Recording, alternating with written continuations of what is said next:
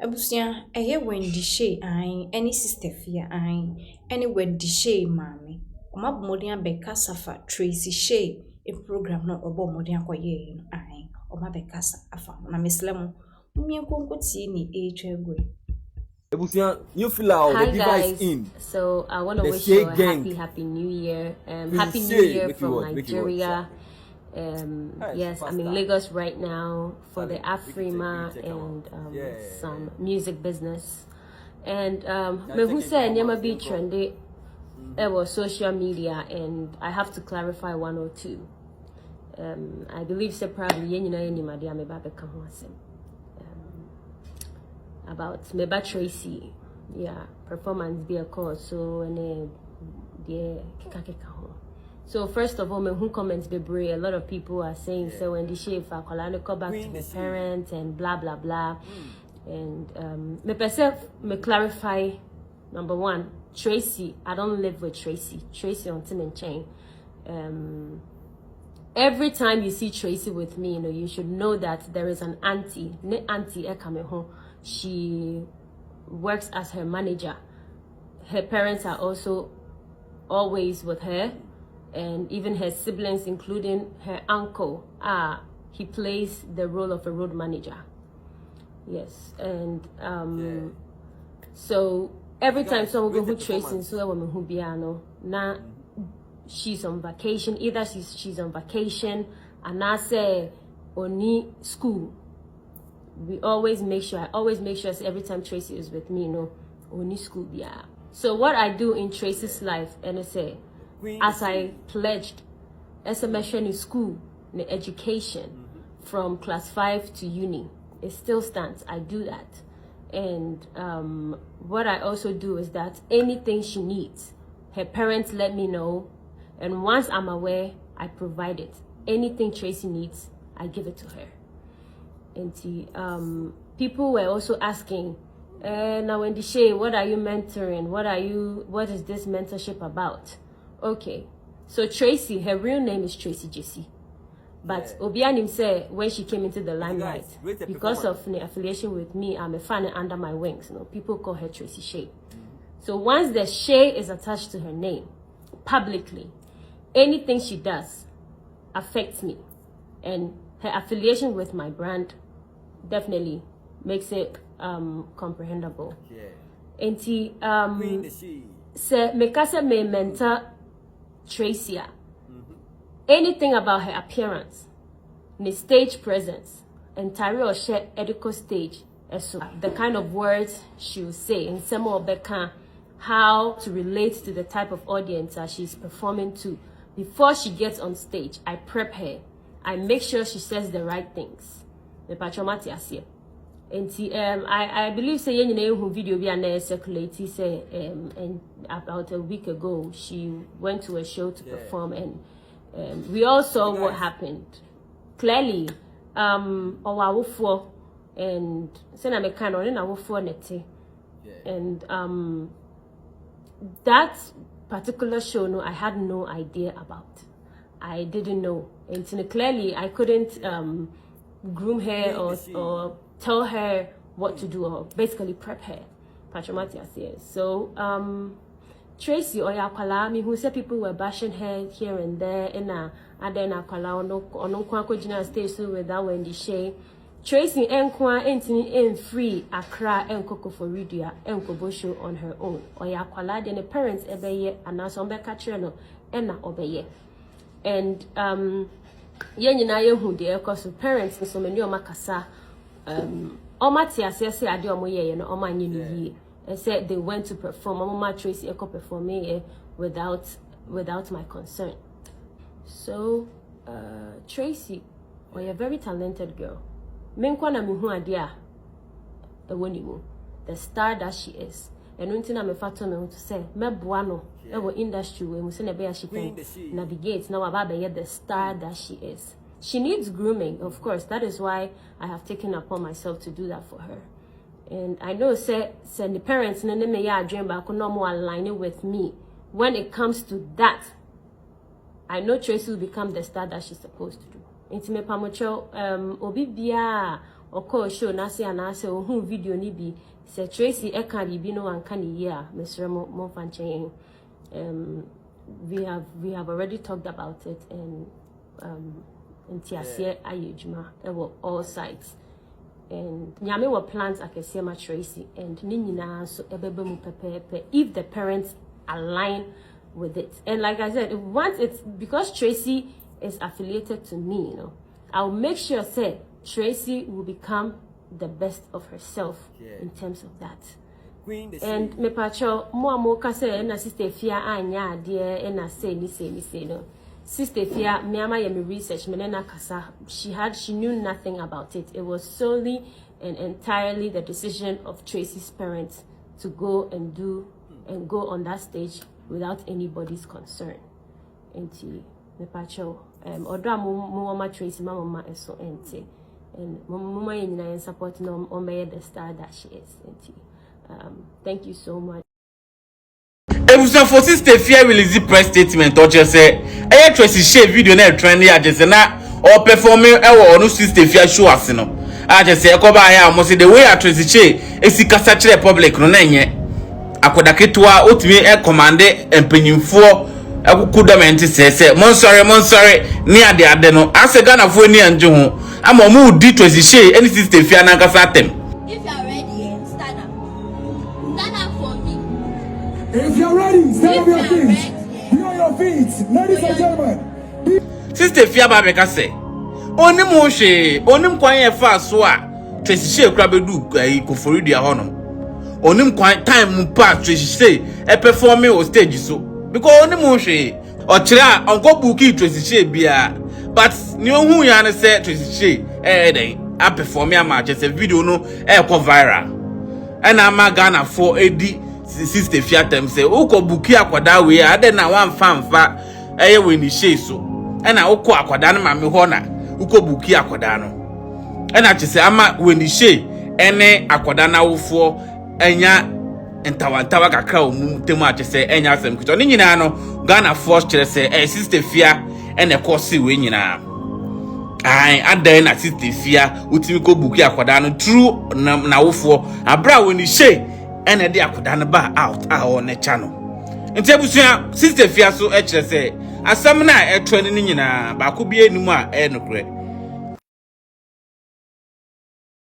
abusua for me church obi bia eni so obi a ho ye ame adom obi a ho ye weekendi asam esi ye ena me be ka bi kakra na ma kire ma dwene kakra wo ensem atwagu ye ma read the comment ni bebre profo comment omo chro ye ma read bebre omo edi wendi atemu di omo a edi Tracy ma mi atemu di one ne papa omo a edi Tracy na nkasa nso atemu no nzu di na ni nyina mu no empanifo ase ye nkase eye me de ya ade bia no me pe adesua ewade bi ebeba mu ebi comment a omo ma no eho na me ba be kire ma adwene ebi say na when the other by force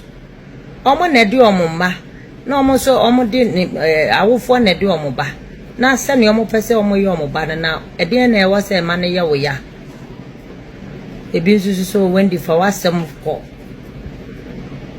na obi ba de adentre woni ni sutumi obi nso se ono na awo ne ba nti se wendi di akola na fa ba bia enye na se awofo ne mpa awoso omutiem obi nso se awofo na omaye eyo mo no mo ba no ni nyina ye bible se mo ma ni nyina mo nyini na twabre ni dura onu nyame obeyi ni die wom ni enkrofo e kan ni omo kire omo adwene ni nyina no ni nyina eye but ni nyina twamfo ano ni me pesa meka e wasem we hu se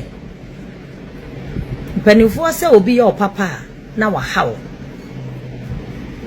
wahawo sa ebe no eye emu etre bebre Enya se sa atam na oye o papa no. Enya se e bia eye boni o. Nanso because of papa ye bia obi dia ye wo ninti. Ubehunu se obi timi ye wo bibi. Anase asem bi esi na panyini bi di nano atum. Timi hwe pani no. Anase wotimi hwe ne wadi ubone no. Na waka se papa ye bia wo ye maame.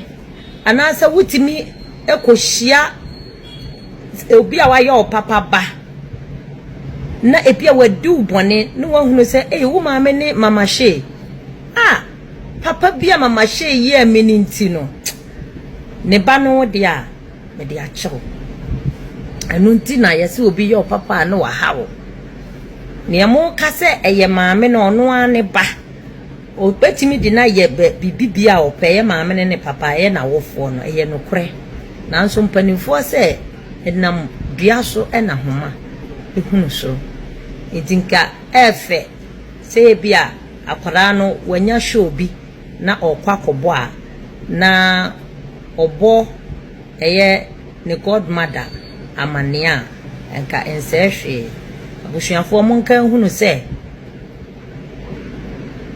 yesi se obi do na ope wasem a ena oye den otu beti eno nti no ba hwe na edin ewo nsunsuaso as far as awafa she na to ho so ne de ewo se wo hunu se ofiri achirichiri pa ena waba ena wa build she no ama edrum pempenso adura nso nyame adom wabenya mu chefan ti ade bia wo ye bia na wo se wo hwe se edin no ebe hye na nyonyam senka e bia ukra o godmother say ebia anwumre yi mekọ ha na mekọ akoye shuwa enka ebia coaching kakra bi ebebam ye hwe na esi ye yi a na akwada ketwa na wugina platform so na wantimi amfa ebuo ni nidie amfa ma eye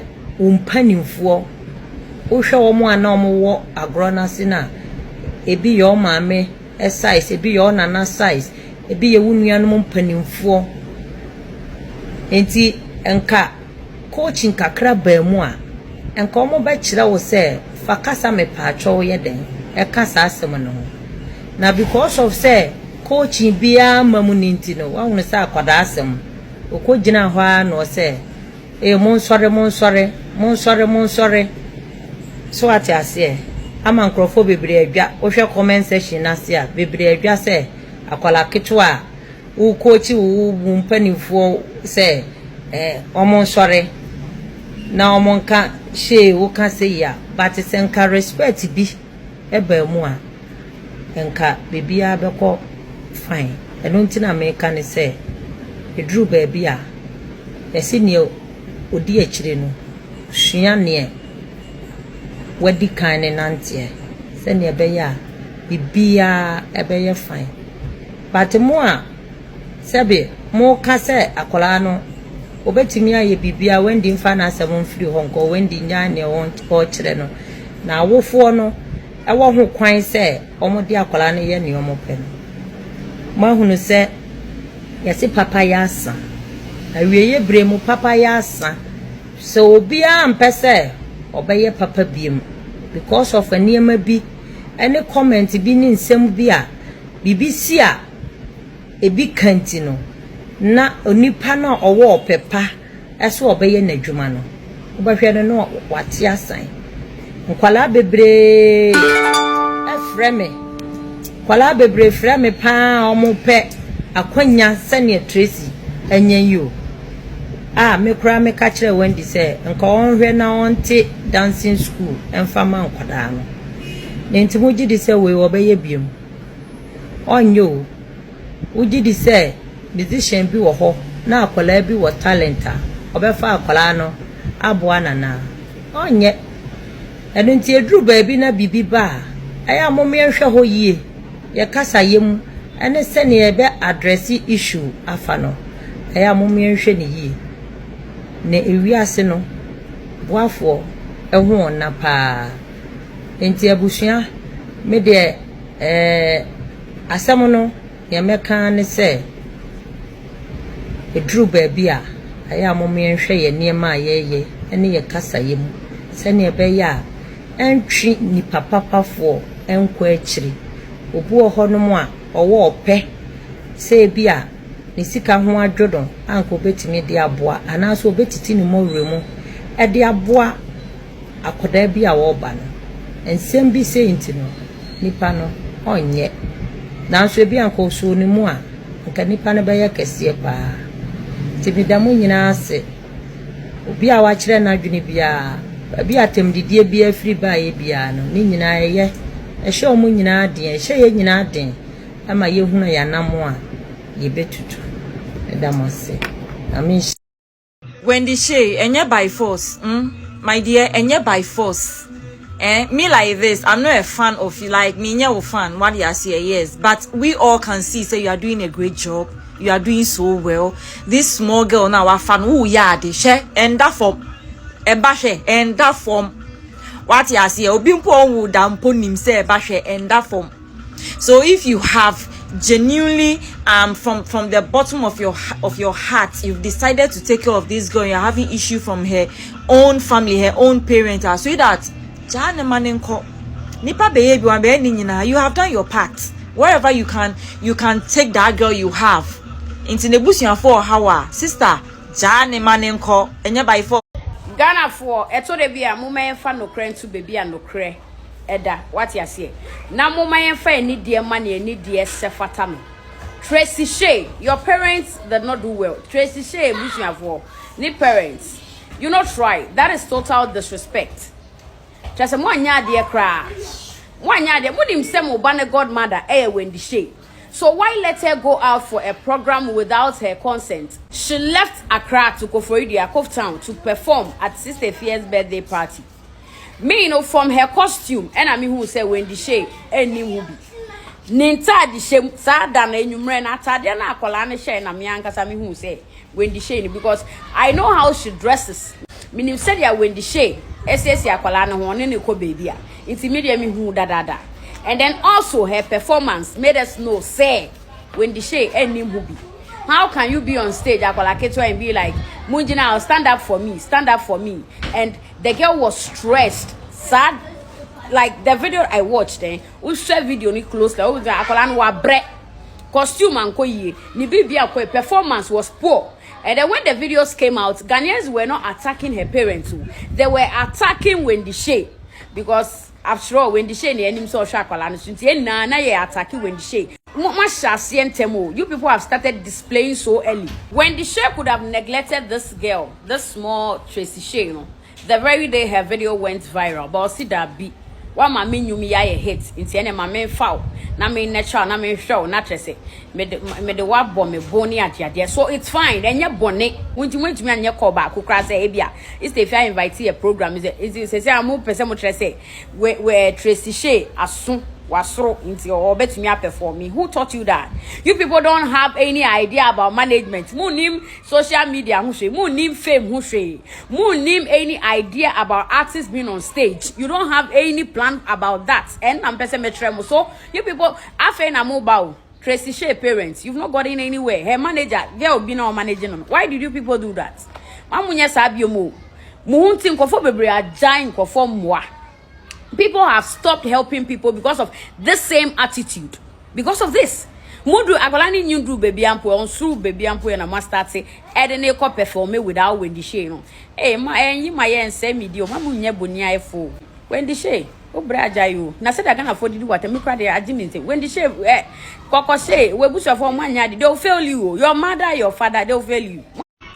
When the Shay, I think it's about time, say, Oman Kwalano, or Mommy Union, I do a mocomo mamma.